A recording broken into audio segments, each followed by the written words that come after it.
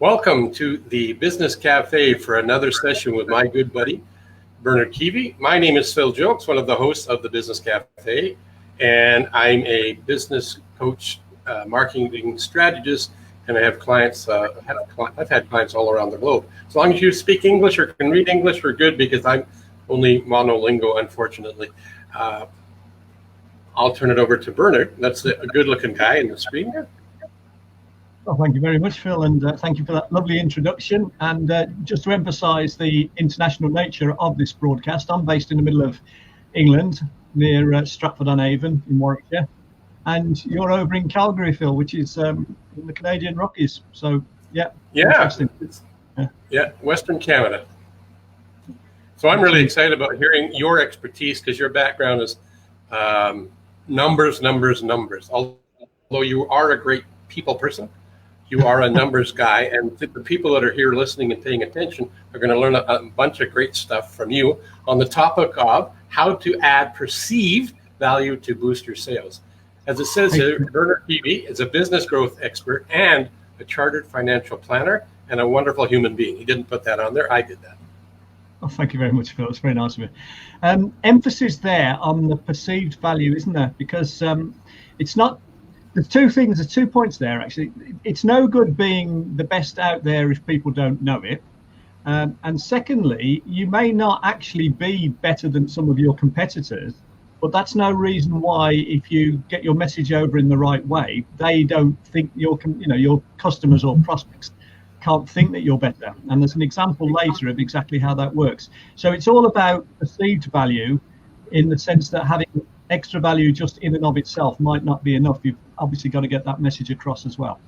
And I don't know if this is going to take the steam out of what you're going to talk about, but a thought that went through my head was about how people position themselves on any of the search engines. So I guess the most popular two are Google and YouTube.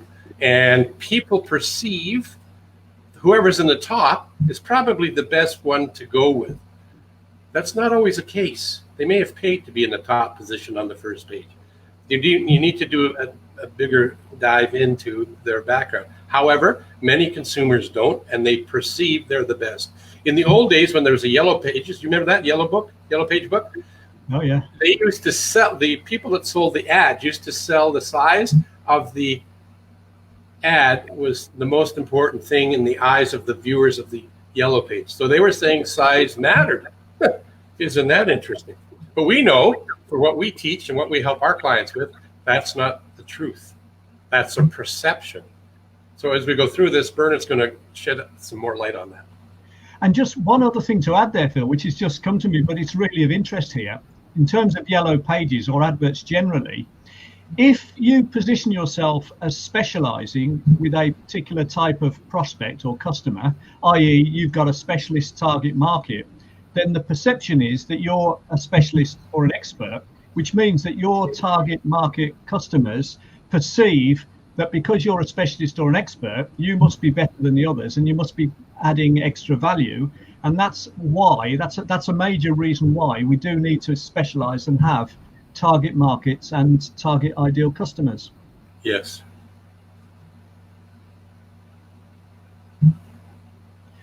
So what we're going to talk about today is, well, 3 main things really. The first thing is, if you're perceived as adding extra value compared to other people in your industry, so your competitors, then it means that you'll be able to charge higher prices. And the fascinating thing about charging higher prices is that if you can charge 5 or 10% more, it doesn't just mean you get 5 or 10% more profit. It's a much more dramatic effect than that. The second thing is, when we're talking about our average dollar sale or pound sale or euro sale or whatever, how do we actually calculate that? And then the third thing is, we're just going to have a look at a few strategies which will actually enable you to add perceived value from your customer's point of view. People, if you see me looking to the left, I got 3 monitors, and the one that we're screen sharing is my far left over there. So it's not that I'm not interested. I just want to make sure the right screen's coming up. In NLP, that means something if you look up to the left. Is that right? That would be a topic for another live stream on another day. Yeah. Now, this diagram here is what's called a break-even chart.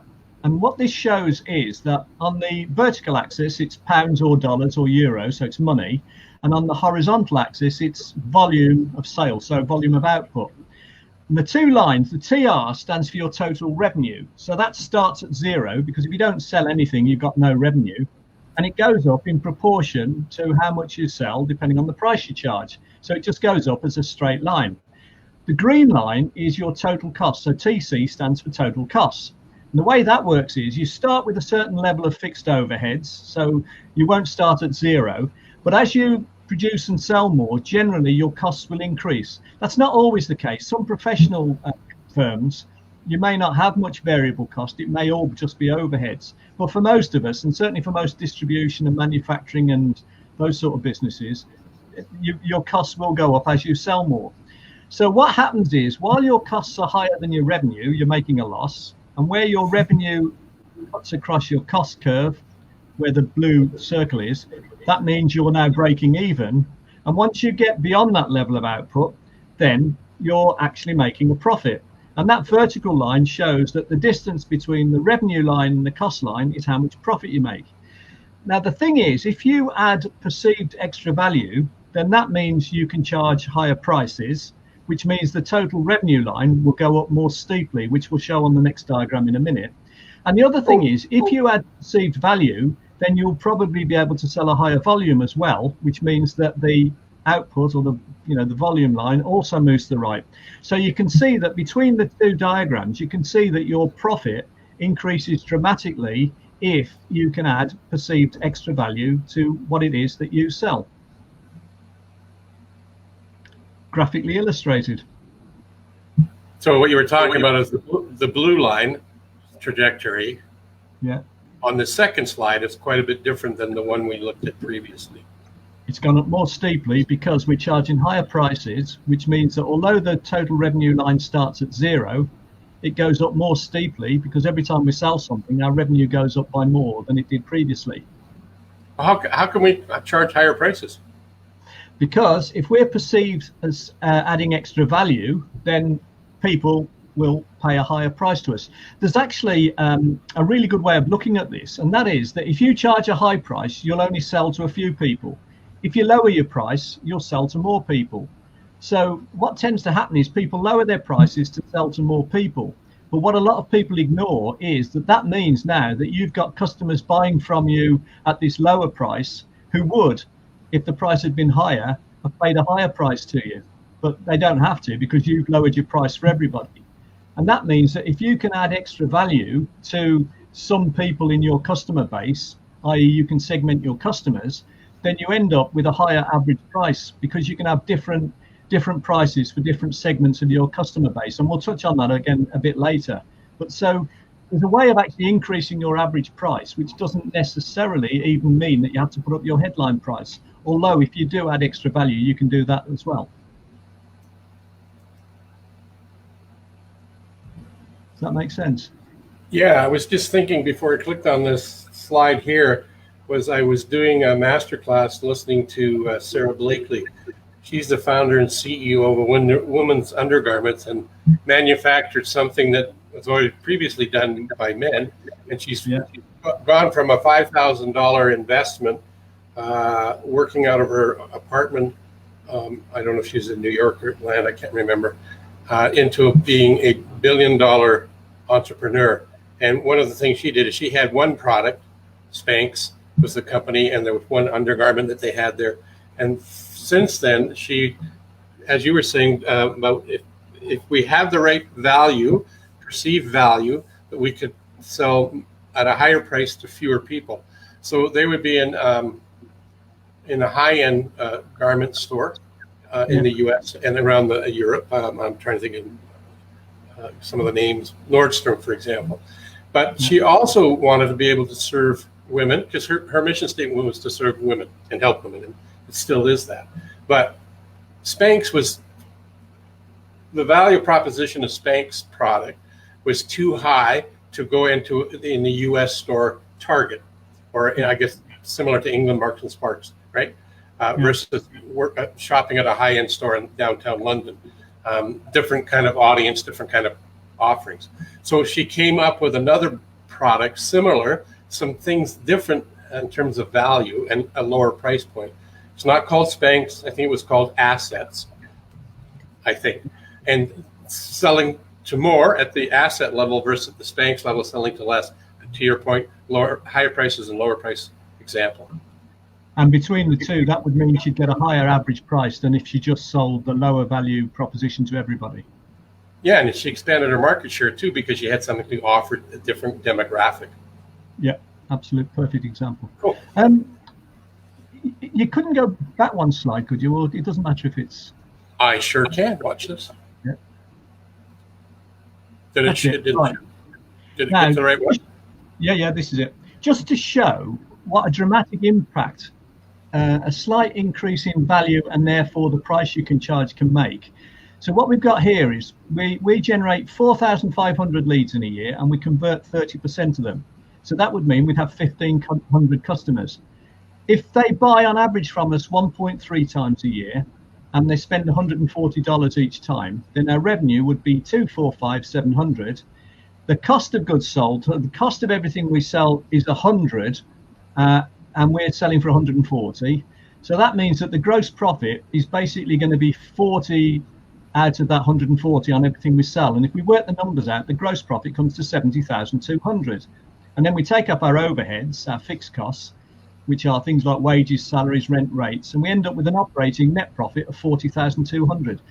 Now, those figures are based on, I did some research on the internet at typical gross margins and net margins, and those figures are fairly typical for a typical business across a whole range of industries. So what I thought was, if all we did was added extra perceived value and we were able to increase our average price by 10%, how much difference would it make to our bottom line? And the figure is astonishing. So the only thing that's changed on there is the average price. It's gone up from 140, it's gone up by 10% to 154. But if you work the numbers through, the operating bottom line net profit has gone up from 40,200 to 64,770, which is an increase of 60 something. Sorry, I was too fast on the trigger. There you go. Hang on. Yeah, it's an increase of 61%. So a slight increase in price, which we're able to justify by demonstrating that we offer extra value, has meant that although our average price has only gone up by 10%, we've actually increased our bottom line operating profit by 61%. That's just how powerful a difference in price can make. And if you're not perceived to be adding extra value, then you end up competing on price, which means you'd probably be lowering your price from 140 rather than increasing it. So you can see just how important this is. It's really important to be perceived to stand out from your competitors by offering extra value, and it will make a huge difference to your bottom line profit. And one of the things that I use is my infomercial at a networking event, whether it be in person or live. Often people say, "What do you do, Phil?" And I say, "Well, I'm in the business of working with entrepreneurs and business owners to stop the insanity in that space that they're working in." And people often say, what do you mean? And it's exactly to this point. We help, both Bernard and I help business owners and entrepreneurs to stop the insanity of competing on price and building up the value proposition so their perceived value is much higher. So they're not competing with a similar type of business like a plumber, a doctor, etc., or an accountant, CPA. They're going with them because of the perceived value, and because of that, they're not having to lower the price. Yeah. Right. And this is only just one area that you've looked at, correct? Yeah. Because we're not going to. Sorry, go on. I was going to say, we're not going to do a deep dive into all of the other areas. This is just one component that Bernard's showing off here or pointing out. When we get to the end of today's live, we have an offer for you to help you understand what the other ones are and how it can impact your business dramatically. So stay to the end to see what that's all about and what our free gift is for you. Excellent.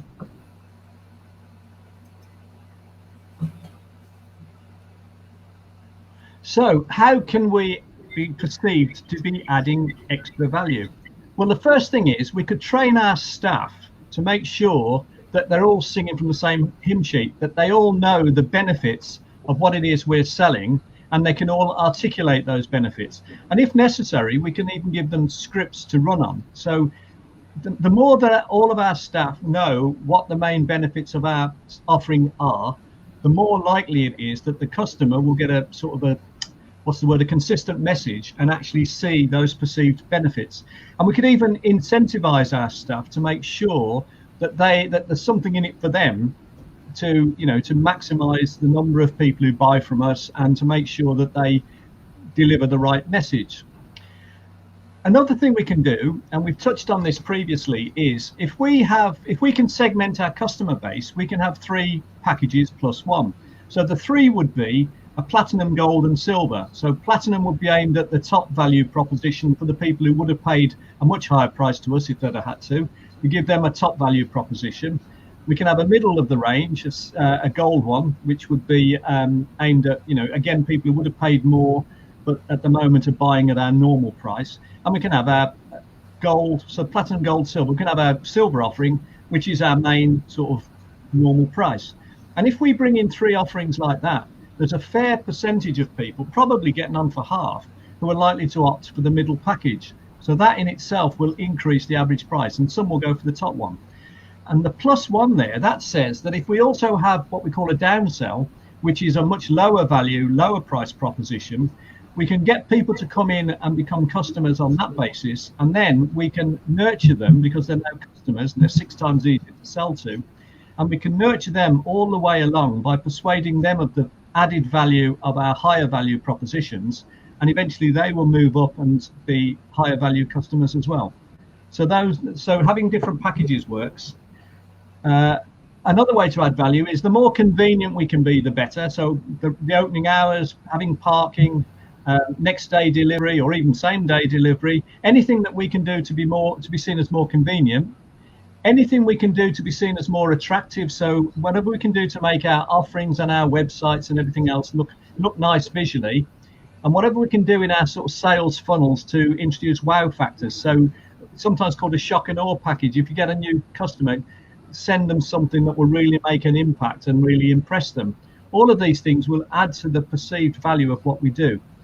Again, if our staff and ourselves, if we understand how to handle objections, how to listen to customers, improve our sales skills, again, we'll be seen as adding extra value. This next one is a really interesting one, because the whole point I've been saying is that it's not just about having extra value, it's about people perceiving that we've got extra value. And there's a classic case in marketing, and it's Schlitz beer. This is many years ago. But Schlitz beer was something like 8th in the rankings and way off the market leader for beer in the US. They took on a new Madison Avenue advertising agency, marketing agency. And these people went to see them and they said, so tell us what you do. And they said, well, we take water from that spring over there. So, well, why do you do that? So because it's crystal clear. It's the clearest water there is in the state. Okay, and then what you do? We pick our hops over there because they're the freshest, the most tasteful, the best hops around. And then what you do? And then we put them in those silver vats over there to sort of brew, and they're sparkling. They have to be sparkling clean all the time. Oh, why is that? So that it all tastes crystal clear. And they went on like this for a while. And the marketing agency bloke said, well, so why do you actually put that in any of your marketing? And they said, well, no. And they said, well, why not? And they said, well, because everyone does it the same way. This is the crucial point. So then he said, well, so do the others put that in their marketing? And they went, no. So what they did was they started describing all that in detail in their marketing, and they went from being 8th to runaway market leaders. And what the sensual long copy means is the copy should be long enough to really explain in detail why you're best or better, and it should be sensual in as much as you should appeal to all 5 senses. So you want to appeal to taste and smell and touch and sound. So the more you can bring in wording that appeals to all the senses, the more you'll persuade people that you're offering an extra value. And then you can have things like financial incentives to get them to spend more, 3 for the price of 2 or whatever, so long as the margins work. And another big one is the stronger your risk reversal. So the more powerful your guarantee, the less risk there is involved, the more people will perceive that you're adding extra value, and the more they'll buy from you and be prepared to pay a price. There's a lot on there, so I'm sure you'll have plenty to add to that, Phil. Yeah, and we could do a deep dive at each one of them, just like you did for the Schlitz beer example. Yeah. So if this appeals to anybody and they want to do a deeper dive, our contact information is going to be up at the end. Come and check us out, ask us a question, shoot us an email. We'll happy to have respond to your email and or invite you to go through this process in a deeper way, which is what our offer is going to be. Yeah. So I'm going to go to the next slide. There we go. Uh-huh. So there's a lot that we've covered today. Really, we're both actually, I'm a big believer, but I think we both are, in a 90-day action plan, because 90 days is long enough to make a huge difference, but short enough to keep you focused. And in terms of actions or goals, for want of a better term, it needs to be written out, and then you need to follow certain rules. So you need to be the 3 Ps: personal, positive, present tense. So I weigh 11 stone rather than I will lose 20 pounds. You know, it's got to be all 3 of those: personal, positive, present tense.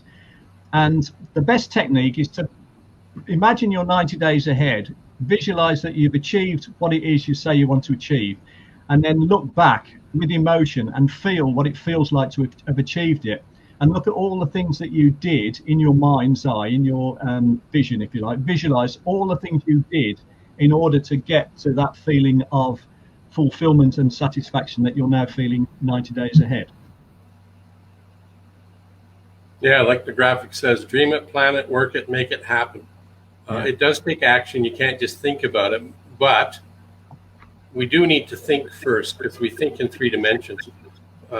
First there's a thought, then there's a picture or an image of what that thought is conjured up, and then as we create the image and the picture, we get an emotion and some feelings around it. The more emotion and feelings we have, it creates more thoughts. The more thoughts we have brings clarity to the image, picture, developing the emotion and the feelings around it, and it becomes a circle, not a vicious circle, but a circle or a cycle. And it's referred to as the self-talk cycle. And as a result of doing that, it turns on the creative juices and energy to invent and create these action steps, the how to get to where you want to be at the end of 90 days, because you've got a bigger vision that the 90-day action plan is moving you towards by the thoughts you have, the images you see as it's already completed, and the emotional the emotions, in my opinion, is actually the fuel of the fuel tank. The more the higher power, the higher intensity of the emotion is like a higher grade of petrol or gas, octane. So if you're higher octane, it fires at a better level. If your emotions are supercharged, you'll find ways to break through things, go over things, go around things metaphorically. You could even be told no a zillion times, laughed at a whole bunch of times. It wouldn't even fizz you, because you've got this mission, this dream, this vision where you want to get to. And on some other live stream, I'm happy to talk about that, because I've actually lived that and have numerous examples personally, and also with the clients of mine, where I've helped them come up with this kind of approach to make things happen, or as they say, make shit happen. So we're in the business of making shit happen. Yeah. Anything to add? Well, only that I was reading something that I think you may, something I got, I think you may have pointed me towards it, by Bob Proctor.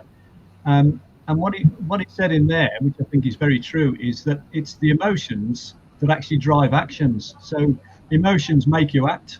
And therefore, if you don't have the emotion in there, that's when you don't actually do anything, and that's when you procrastinate. And the more emotional it is, the more it drives your actions, your behavior. And that's what generates results, basically. Well, actually, if you want to do it slightly deeper, I was just going to say that depending on the level of your emotions dictates the energy of your effort to move forward. So if you have low energy, it shows up in procrastination. You're still doing something. If you decide to do something or decide not to do something, you've decided. So decide to go after what you really, really want. And if you do that, then the emotional energy will be higher. Yeah. So one of my favorite things that I use on a regular basis is Quink, and it comes out of zero-based accounting. It's twisted and tweaked a little bit, but looking at everything in your life, and if you ask yourself, knowing what I now know, Quink, what would I stop doing? What's not serving me? What's not taking me to my goals? Just like we talked about. What will I continue doing because it is actually moving me towards my target, to my end result? And what should I start? No, not should. What will I start doing that will move me towards my goals, my aspiration, and my major definite purpose? I get mixed up with MDP because there's a marketing dominant position and there's also major definite purpose. In the case of this, what's your major definite purpose? So stop, continue, and start doing things that will take you towards the end result you're looking to get to. That makes sense, doesn't it, Bernard? Yeah, absolutely. And the major definite purpose, there's a couple of things in there that make sense. Major in the sense that it's all about priorities, and definite in the sense that it's all about clarity. So the more definite and the more clarity we have about what our major purpose is, which comes from Napoleon Hill, doesn't it? But it's all about absolute clarity, and the more clarity the better. So therefore major definite purpose is very important. Yeah, specificity is crucial. Mm-hmm. So I kind of teased about this a little bit earlier, that we have an offer. Both of us can run you through this, but we have a software tool, and it's the Profit Accelerator, and we're prepared to work with you to find $100,000 of hidden potential in your business without spending a penny on marketing and advertising. And we'll do that for no cost. It's a 60-minute investment of your time, and you'll get a report of the findings that we come up with that you can do with what you will to drive your business forward. If that appeals to you, you can get a hold of myself and Bernard right here. The good-looking guy in the top is Bernard Kiwi. His email address is right there, as well as his website. And the other good-looking guy in the bottom is myself. That's Phil Jones. Yeah. And my contact information is there as well. So that's another wrap on the Business Cafe for this week. Anything to add, Bernard? No, I think that was excellent. So I always like listening to your input, because I learn things when I listen to your pearls of wisdom, Phil. So yeah, I'm glad you didn't call them philisms, because some people have called them that, but I guess philisms aren't terrible. Philosophy. Anyway. Phil's philosophy. There you go. There you go. Phil's philosophies. With that, I wish you a healthy long. Is it a long weekend for you? It is for us Canadians. Yeah, it's not a long weekend. It's a hot weekend. 36 degrees over here. 30 Celsius. Well, that's stinking hot. Anyway, to be respectful of your time, my time, and our viewership time, much success. Thank you, and see you soon.